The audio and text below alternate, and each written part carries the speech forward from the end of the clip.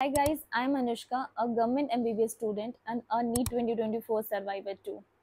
So in today's video, I'm going to talk about जो अभी शायद हर एक नीट एस्पिरेंट के दिमाग में आ रहा होगा कि व्हाट इफ अगर नीट 2025 का पेपर टफ आ गया तो अगर तुम भी एग्जाम डे को लेके एंशियस हो, लास्ट ईयर का नीट स्कैम जो भी हुआ है तुमको डरा रखा है, तो ये वीडियो तुम्हारे लिए है।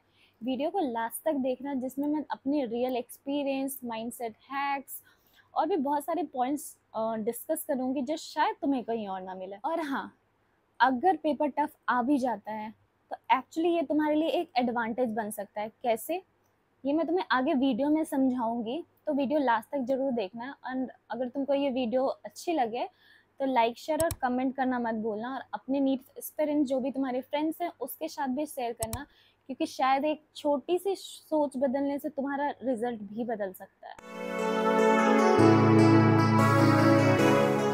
तो सबसे पहले थोड़ा सा फ्लैशबैक में जाते हैं about NEET 2024। So what do you think, NEET scam पहली बार हुआ था? बिल्कुल भी नहीं। एक्चुअली ऐसे स्कैम्स हर साल होते हैं, बट यस, इस साल इस डिग्री पे हुआ कि एवरीवन नोटिस दैट कि ऐसा तो हो ही नहीं सकता एज कम्पेयर, क्योंकि हमने नीट 2023 में प्रीवियस ईयर के क्वेश्चन पेपर से भी कंपेयर किया तो मतलब पेपर इतना इजी नहीं था। इनफैक्ट 2023 तुमने अगर रिव्यू थोड़ा सा भी देखा होगा तो 2023 से पेपर बिट हार्ड ही था।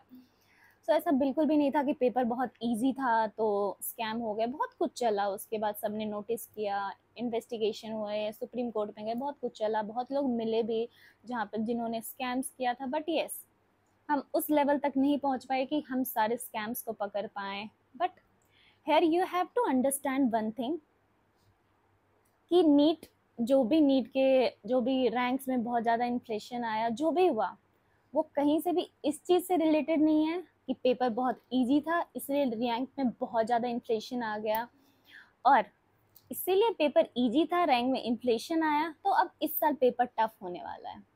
ये कहीं से भी लॉजिक नहीं है। लेट्स टॉक अबाउट इस साल का सबसे बड़ा डर कि अगर नीट 2025 का पेपर टफ आ गया तो actually have to understand one thing, अगर पेपर टफ आया for a serious student it is actually an advantage. So let's give you an example कि लास्ट ईयर अराउंड 680 670 मार्क्स पे 5000 प्लस रैंक थे। Even मेरे को लगता है उससे ज़्यादा ही थे। तो वहाँ अगर तुमसे एक छोटी सी भी गलती होती है, दैट 5 मार्क्स, वो तुमको हजारों रैंक नीचे ला के छोड़ देगा। ठीक है, बट सपोज कि अगर पेपर टफ आता है तो पता है मार्क्स स्प्रेड हो जाते हैं। Means around 650 plus, I am sure कि 100 प्लस बच्चे होंगे, नॉट 100 150, इससे ज़्यादा बच्चे नहीं होंगे। तो वहाँ अगर तुम छोटी सी गलती भी करते हो तो तुम्हारे पास स्कोप रहता है। देखो, तुम्हारी एक छोटी गलती पे तुम्हारी रैंक हजारों में नीचे नहीं जाएगी। यानी एक गलती से गेम खत्म नहीं होता। अगर टफ पेपर आता है तो एक मार्जिन होती है। तुमने बहुत बार नोटिस किया होगा खुद में भी कि बहुत टाइम ऐसा होता है कि किसी पेपर में 680 मार्क्स पे भी रैंक खराब बनती है, और कोई पेपर ऐसा भी है जिसमें तुम्हारा 620 मार्क्स पे ही बेटर रैंक बनता है। ऐसा क्यों?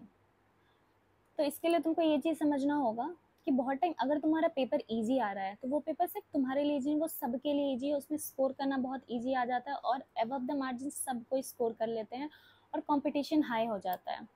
और वही पेपर अगर टफ आ रहा है तो उसमें तुम्हारी असली प्रिपरेशन दिखती है, जिसमें तुमको एक फेयर रैंक भी मिलता है। और हाँ, मोस्ट इम्पॉर्टेंट थिंग कि अगर तुमने बहुत अच्छे से तैयारी कर रखी है तो ऑफकोर्स अगर पेपर टफ आ भी जाता है तो एग्जाम में जब सब शॉक में होगे तो तुम उनसे एक स्टेप अहेड होगे। तो आई डोंट थिंक कि तुमने अगर अच्छे से तैयारी कर रखी है और इस टाइम पे तुमको ये सोचने की बिल्कुल भी ज़रूरत है कि पेपर टफ आ गया तो क्या होगा। मीन्स जब एग्ज़ाम में सब कोई एनजाइटी में होंगे पेपर देख के, तो तुम उस समय बिल्कुल कामली एकदम स्ट्रेस फ्री होके एक पेपर दे पाओगे। और अभी तक तो तुमने इतना पेपर दे रखा होगा कि तुमको अच्छे से पता होगा कि एक स्ट्रेस फ्री पेपर देना, पेपर कितना अच्छा जाता है। तो just be relax. Also sharing one thing from my personal experience कि मैंने तो बहुत सारे टेस्ट दिए थे। मैंने आकाश, PW, अनअकैडमी में पर्सनल LN से थी, LN के भी मैंने, अचीवर्स, लीडर जितने भी थे सबके ही टेस्ट दिए थे, बहुत टेस्ट दिए थे मैंने। सो आई डोंट नो कि तुम पेपर टफ आने का मतलब क्या समझते हो। मतलब मैं भी पहले यही समझती थी कि पेपर टफ आने का मतलब कि पूरा पेपर ही टफ है, ऐसा कुछ। अगर पेपर टफ आने का मतलब होता है कि तुम्हारे कुछ सेक्शंस टफ आ सकते हैं। हो सकता है कि पेपर में तुम्हारे बायो और केमिस्ट्री बहुत इजी हो, फिजिक्स टफ आ जाए, या हो सकता है कभी कि फिजिक्स और बायो इजी हो, केमिस्ट्री बहुत टफ आ जाए, या बायो में ही कुछ अनएक्सपेक्शन बिल्कुल वैसा अनएक्सपेक्टेड क्वेश्चन दे दें, ऐसा कुछ भी दे दें। सो पेपर अगर टफ आता है तो पेपर स्ट्रेस मत लो। पेपर अगर टफ आता भी है तो टफ आने का मतलब ये नहीं होता कि तुम्हारे पूरे पेपर ही ऐसे आ जाएंगे कि तुम कुछ बना ही नहीं पाओगे, पेपर बिल्कुल टफ आ गया, तुमको कुछ समझ में ना, नहीं, ऐसा नहीं होता है। पेपर टफ आने का मतलब है कि हो सकता है कुछ सब्जेक्ट टफ आए। सब्जेक्ट में भी let me clear one thing, subject में भी ऐसा नहीं होता है कि सब्जेक्ट में भी पूरे 45 के 45 क्वेश्चन तुमको टफ आ रहे हैं। सब्जेक्ट में हो सकता है उस 45 में मतलब 5 क्वेश्चन आ जाएं कि जो बहुत बियॉन्ड द मार्क हो, बहुत डिफिकल्ट से हो, 5 क्वेश्चन आ जाएं कि मीडियम हो, बाकी जो तुम्हारे बच गए हैं 35 क्वेश्चन वो इजी ही होते हैं अगर तुमने अच्छे से तैयारी की है। तो इस बात को मतलब अच्छे से समझो।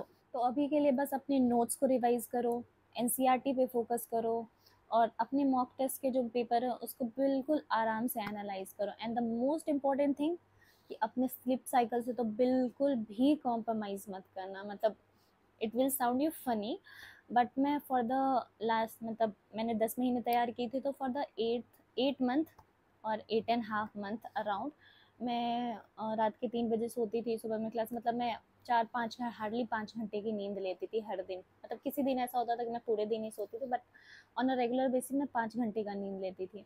But you will not believe कि लास्ट मंथ में इतना स्ट्रेस आउट हो गई थी, मतलब इतना कुछ पढ़ना होता है। ऑफकोर्स तुम भी अभी बहुत स्ट्रेस्ड होगा, आई नो, माइंड पे बहुत, पूरा शरीर थका हुआ लग रहा होगा। मैं इतनी स्ट्रेस्ड आउट हो गई थी कि मैं लास्ट में मतलब मैं ज़मीन पे सोती थी, वहीं सोई भी रह जाती थी। मतलब मेरे को लगता है मैं हार्डली 10-11 घंटे तो मैं सोती थी, और मेरे को बिल्कुल रिग्रेट भी नहीं है। ऑफकोर्स अगर ऐसा लग रहा है, मेरे बिल्कुल भी रिग्रेट भी नहीं होता था इस बात को। मेरे को लगता था कि एटलीस्ट मैं अपने लिए कुछ कर रही हूँ, क्योंकि मेरे को पता था कि मैं उस समय बहुत थक जाती हूँ। तो अगर तुम्हें भी नींद आ रहा है, डोंट कॉम्प्रोमाइज़ इट। मतलब अगर नींद आ रहा है, सो जाओ, आराम करो, बिल्कुल चिल होके करो। अपना एग्ज़ाम डे प्लान रेडी रखो, अपना आधार कार्ड, अपना एडमिट कार्ड, तुमको क्या ड्रेसेस पहने हैं, जो कि मैंने शॉर्ट्स में कवर कर रखे हैं, you can check that out. So exam hall में बिल्कुल कामली जाओ, डीप ब्रीथ लो हर एक क्वेश्चन को अटेम्प्ट करने से पहले, जैसे यू कैन डू इट, और I bet you you will do it. तो जूनियर टफ पेपर से बिल्कुल भी मत डरना, ये एक्चुअली तुम्हारा चांस है शाइन करने का। क्योंकि एग्ज़ाम हॉल में जब सब पैनिक कर रहे होंगे, तो तुम बिल्कुल कामली और आराम से एग्ज़ाम दे रहे होगे। तो if you like this video, like करना मत भूलना, और अपने नीट गैंग के साथ शेयर करना भी मत भूलना। और हाँ, कमेंट्स में मेरे को बताना कि इस टाइम पे तुमको सबसे ज़्यादा स्ट्रेस किस बात की हो रही है, so that I can reply in the comments. And all the best, तुम कर सकते हो।